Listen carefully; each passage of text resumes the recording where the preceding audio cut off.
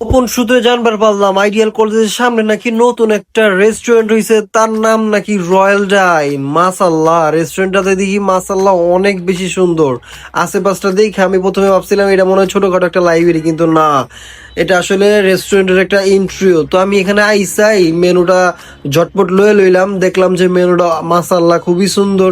সব ধরনের আইটেমের পাশে পাশে ছবি আর প্রাইস দেওয়া আছে।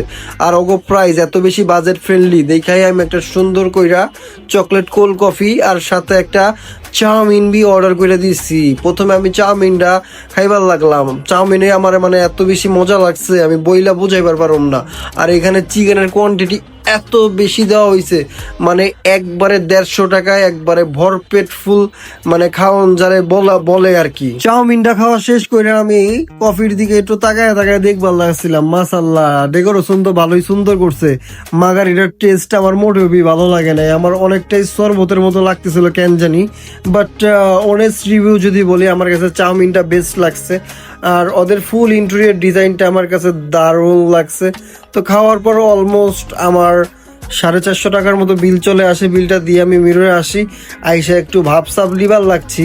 তো মোটামুটি আমার কাছে রেস্টুরেন্টটা অল ওভার ভালোই লাগছে। আপনাদের কাছে কেমন লাগছে আর কবে আইতেছেন আপনারা রয়্যাল ডাইনে অবশ্যই আমরা জানাইবেন।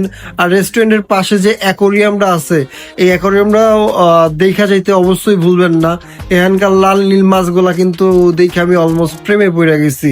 মাশাল্লাহ, খুবই সুন্দর লাগতেছে সবগুলা। তো ভালো থাকবেন গাইস, দেখা হচ্ছে নেক্সট ভিডিওতে।